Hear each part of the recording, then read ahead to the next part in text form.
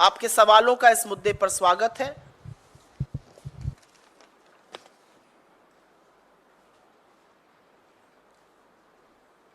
सुई टपक सन्नाटा तो स्टूडियो में है, यहां पर भी है सुई टपक सन्नाटा। 400 पार का जो नारा दिया जा रहा था बीजेपी की तरफ, पहले मैं इस पे जवाब दूंगी, अगर आप लोगों के पास इस पर सवाल है तो मैं अनुग्रहित रहूंगी। पर यह सच है, यह बिल्कुल सच है कि मीडिया जो स्लिप ऑफ टंग की दुहाई आज दे रहा है, वो मीडिया विपक्ष के प्रवक्ताओं को तो नहीं ऐसी सहूलियत देता है, विपक्ष के नेताओं की तो लिंचिंग करता है, पूरे पूरे दिन बड़े बड़े बैंड लगा के शो करता है। इस पर क्यों चुप है?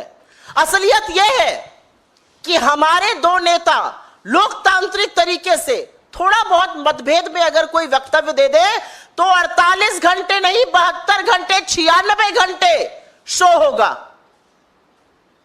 लेकिन अगर बीजेपी के अध्यक्ष जेपी नड्डा कहते हैं हमें आरएसएस की जरूरत नहीं है, हम बहुत सक्षम हो गए, क्या सिर्फ फुटअव्वल बचा हुआ है आरएसएस में और बीजेपी में, उसमें कोई चर्चा नहीं, उस पर कोई शो नहीं, क्या हो गया है? क्यों साफ सूंघ गया है इस वक्तव्य पे? क्यों चुप है मीडिया? आप लोग इसका जवाब दीजिए। आप लोग के एंकरगण चुप है, आप क्यों चुप है? आप तो बोलिए। मैम, संबित पात्रा, जब इस पूरे बयान पर बवाल मचा तो संबित पात्रा ने कहा है कि उनको बहुत पछतावा है और वो 3 दिन का उपवास रखकर प्रायश्चित करेंगे। तो क्या ये असल में उनका पछतावा है या जो हंगामा मचा उसके बाद वो बैकफुट पर आ गए? जब आपसे कुछ गलती होती है ना तो आप सामने से खुद आके उसका स्पष्टीकरण देते हैं, आप कोहराम मचने का इंतजार नहीं करते हैं। हम सबसे कभी कभी कुछ गलत हो जाता है, कुछ गलत शब्द लिख दिया, कुछ मुंह से निकल गया, हम तो सामने से स्पष्टीकरण देते हैं। आपने इतना इंतजार क्यों किया? आपने पहले गलत शब्द बोले, उसके बाद कोहराम मचा, लोगों की आस्था पर प्रहार हुआ, आपको पता चल गया कि ये आपके खिलाफ हो रहा है, जिस पुरी से आप चुनाव लड़ रहे हैं वहां की जनता आपसे क्षुब्ध हो गई। अब आप बोल रहे हैं मुझे पछतावा है, मैं उपवास करूंगा। ये पहले व्यक्ति हैं जिन्होंने भगवान का ये तिरस्कार किया है। यह है भारतीय जनता पार्टी की वो फोटो जो भारतीय जनता पार्टी के ऑफिशियल हैंडल से ट्वीट हुई थी। कैसे ट्वीट किया आपने ये फोटो? किस हिम्मत से तीरथ सिंह रावत और साक्षी महाराज और गिरिराज कहते हैं कि भगवान की तुलना मोदी जी से करते हैं? किस हिम्मत से मोदी जी कहते हैं मैं भगवान का दूत हूं? क्या हो क्या गया इन लोगों को भाई? मैं ये जानना चाहती हूं। इतना घमंड, इतना अहंकार कि आपने हिंदू देवी देवताओं को भी नहीं बख्शा। मतलब कुछ तो ईश्वर के प्रकोप से, ईश्वर के कोप से डरिए। और इस पर मीडिया की जो चुप्पी है, अगर आप बस अपनी आंख बंद करके और दिल पर हाथ रख के, मुझे यहां पर अगर कोई भी एक व्यक्ति खड़ा होकर बता दे अगर यह बयान किसी विपक्षी व्यक्ति ने दे दिया होता तो अभी तक क्या होता? लिंच कर दिया होता आपके और आपके एंकर्स ने, नोच लिया होता आप लोगों ने। लेकिन ऐसा नहीं हो रहा है। बीजेपी के व्यक्ति ने कहा है मीडिया चुप रहेगा, आंखों पर पट्टी, मुंह में दही जमाएगा। जी मैम, एक गंभीर सवाल है, राजनीति से इतर ये सवाल ये है, लोगों के चूंकि हम पत्रकार जो जनता के मन में होते हैं, जो मैंने मुद्दा उठाया है ना वो अति गंभीर मुद्दा है। यस ये छोटा मुद्दा नहीं है। बिल्कुल मैम। जो धर्म के स्वयंभू ठेकेदार बने घूमते हैं वो सिर्फ बीफ कंपनियों से चंदा ही नहीं लेते हैं, वो ईश्वर को मोदी का भक्त बताने लगे हैं। ये बहुत गंभीर मुद्दा है। मिलावटखोरी से लोग परेशान होते जा रहे हैं। पिछले 5-10 सालों में भी मिलावटखोरी बढ़ी है। फसाई की रिपोर्ट भी बताती है कि अलग अलग यूपी हो या अलग अलग राज्यों के कई जो प्रोडक्ट्स हैं वो खराब हैं, जहरीले स्तर के हैं।